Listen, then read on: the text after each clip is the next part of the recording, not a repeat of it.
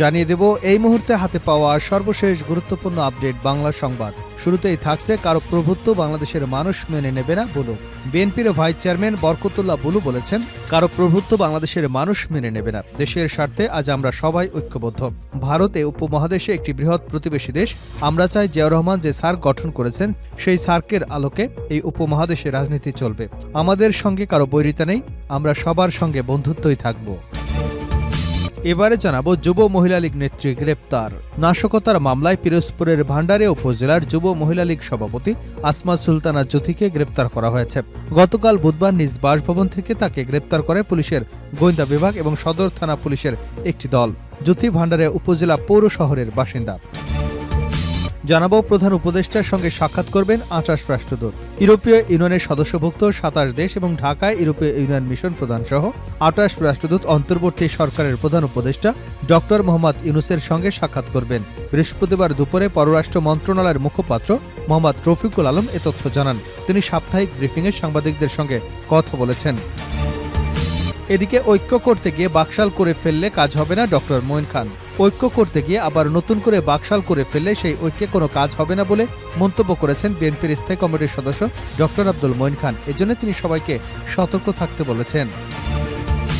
জানিয়ে দেব পুলিশের ঊর্ধ্বতন পর্যায়ে বড় রদবদল। বাংলাদেশের পুলিশের ঊর্ধ্বতন পর্যায়ে বড় রদবদল আনা হয়েছে।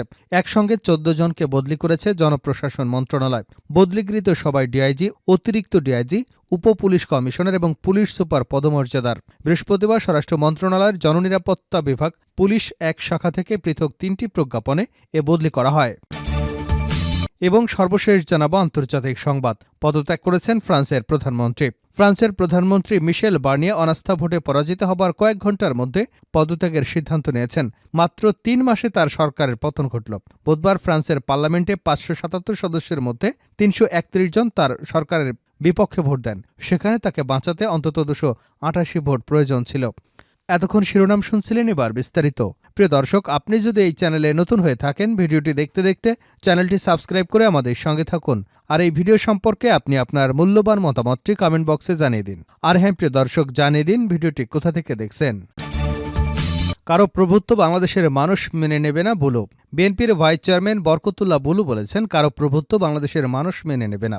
দেশের স্বার্থে আজ আমরা সবাই ঐক্যবদ্ধ। ভারত এই উপমহাদেশে একটি বৃহৎ প্রতিবেশী দেশ। আমরা চাই জিয়াউর রহমান যে সার্ক গঠন করেছেন সেই সার্কের আলোকে এই উপমহাদেশে রাজনীতি চলবে। আমাদের সঙ্গে কারো বৈরিতা নেই, আমাদের সঙ্গে সবার বন্ধুত্ব থাকবে। বৃহস্পতিবার দুপুরে কুমিল্লা জেলা শিল্পকলা একাডেমিতে আয়োজিত বিএনপির কুমিল্লা বিভাগীয় সাংগঠনিক সভায় প্রধান অতিথির বক্তব্যে তিনি এসব কথা বলেন। বরকতুল্লাহ বুলু বলেন, আজকে যে সংকট সৃষ্টি হয়েছে 1971 সালেও এমনই সংকট সৃষ্টি হয়েছিল। কিন্তু শেখ পরিবারের লোকজন সংকটের মুহূর্তে দেশ এবং জাতির পাশে না থেকে শেখ পরিবার একজন মানুষও যদি মুক্তিযুদ্ধের রণাঙ্গনে সরাসরি যুদ্ধ করে থাকেন, আমি রাজনীতি ছেড়ে দেব। যুব মহিলা লীগ নেত্রী গ্রেপ্তার। নাশকতার মামলায় পিরোজপুরের ভান্ডারিয়া উপজেলা যুব মহিলা লীগের সভাপতি আসমা সুলতানা জ্যোতিকে গ্রেপ্তার করা হয়েছে। নিজ বাসভবন থেকে তাকে গ্রেপ্তার করে পুলিশের গোয়েন্দা বিভাগ এবং সদর পুলিশের একটি দল। জ্যোতি ভান্ডারিয়া উপজেলা পৌর শহরের বাসিন্দা। পিরোজপুর সদর থানার ভারপ্রাপ্ত কর্মকর্তা আব্দুস সোবহান জানান, ককটেল বিস্ফোরণ করে পিরোজপুরের বিএনপির অফিস ভাঙচুরের মামলায় তাকে গ্রেপ্তার করে জেল হাজতে পাঠানো হয়েছে।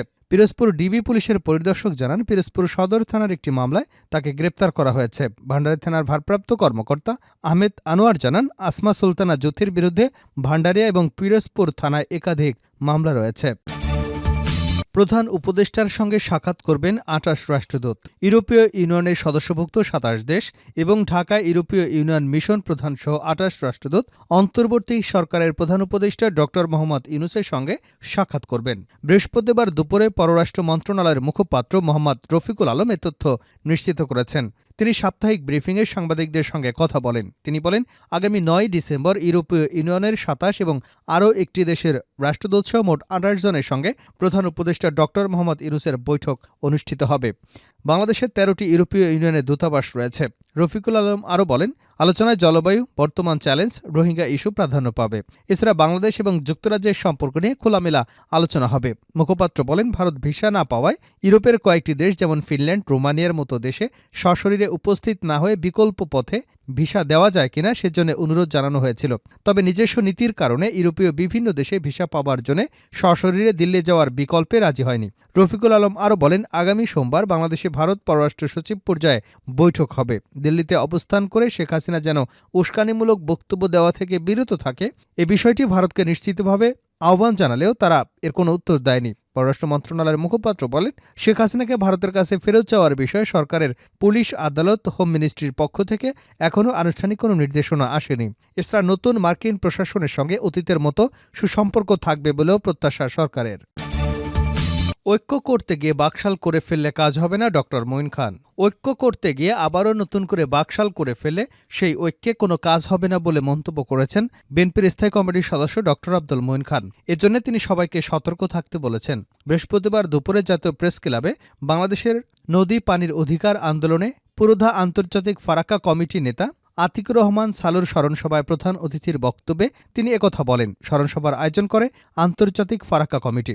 জাতীয় ঐক্য গঠনে আন্তর্জাতিক দলগুলোর সঙ্গে অন্তর্বর্তী সরকারের বৈঠক প্রসঙ্গে বিএনপির স্থায়ী কমিটির এই সদস্য বলেন, ঐক্য অবশ্যই প্রয়োজন, জাতি, ধর্ম, বর্ণ নির্বিশেষে। এতে কারো কোনো দ্বিমত থাকতে পারে না। কিন্তু সতর্ক করে দিতে চাই, ইংরেজিতে একটি প্রবাদ আছে, ইউনিটি ইন ডাইভার্সিটি। আমরা ঐক্য করতে গিয়ে যদি আবার বাকশাল করে ফেলি তাহলে কিন্তু সেই ঐক্যে কাজ হবে না। আমাদের সতর্ক থাকতে হবে। ডেমোক্রেসি মুখে বলা সহজ, কিন্তু বাস্তবে রূপ দেওয়া এত সহজ নয়। ডক্টর মঈন খান বলেন, বাংলাদেশের মানুষের মনস্তাত্ত্বিক যে অবস্থান, স্বাধীনতার যে আবেদন, আকাঙ্ক্ষা, কথা বলার যে ইচ্ছা, ভোট দেবার যে প্রচেষ্টা, আমি কিন্তু ব্যবসায়ী বা রাজনৈতিক নেতাদের কথা বলছি না। আমি বলছি হাটে, মাঠে, ঘাটে, ফসলের ক্ষেতের মানুষ, রিকশাচালক, গার্মেন্টস শ্রমিকদের কথা। তাদের আকাঙ্ক্ষা কিন্তু অর্থবিত্ত বৈভব আর ক্ষমতা নয়। তাদের আকাঙ্ক্ষা 5 বছর পরপর একটি ভোট দিতে পারা। তিনি বলেন, নতুন প্রজন্মের কথা আপনারা বলেন, কোথায় নতুন প্রজন্ম? বিগত 15-20 বছর বা 2 দশক ধরে আমাদের নতুন প্রজন্মের কেউ কি ভোট দিতে পেরেছেন? পারেননি তো। তৃণমূলের মানুষ যারা ঠিকমতো খেতে পায় না, খাবারের জন্য অনেক কষ্ট করে, তারাও বলবে আমি অর্থবিত্ত চাই না, আমি ভোটের অধিকার চাই। এটি হচ্ছে বাংলাদেশের মানুষের প্রকৃত আকাঙ্ক্ষা। দুঃখের বিষয় হচ্ছে আমরা সেই সত্যে বিশ্বাস না করে অর্থবিত্ত বৈভব, ক্ষমতা, পজিশন, মন্ত্রী, প্রধানমন্ত্রী, রাষ্ট্রপতি এগুলো হতে চাই। শেষ করছে আন্তর্জাতিক সংবাদ দিয়ে। পদত্যাগ করেছেন ফ্রান্সের প্রধানমন্ত্রী। ফ্রান্সের প্রধানমন্ত্রী মিশেল বার্নিয়ে আস্থা ভোটে পরাজিত হবার কয়েক ঘণ্টার মধ্যে পদত্যাগের সিদ্ধান্ত নিয়েছেন। মাত্র 3 মাসে তার সরকারের পতন ঘটল। বুধবার ফ্রান্সের পার্লামেন্টে 577 সদস্যের মধ্যে 331 জন সরকারের বিপক্ষে ভোট দেন। সেখানে তাকে বাঁচাতে অন্তত 288 ভোট প্রয়োজন ছিল। বৃহস্পতিবার তিনি পদত্যাগপত্র জমা দিতে পারেন বলে ব্রিটিশ সংবাদ মাধ্যম বিবিসি জানিয়েছে। বার্নিয়ে পতনের মূল কারণ ছিল তার প্রস্তাবিত বাজেট, যা 60 বিলিয়ন ইউরোর ঘাটতি কমানোর জন্য তৈরি হয়েছিল। এই বাজেট পাশ করতে তিনি সংসদে বিশেষ ক্ষমতা ব্যবহার করেন, যা বিরোধী দলগুলোকে ক্ষুব্ধ করে তোলে।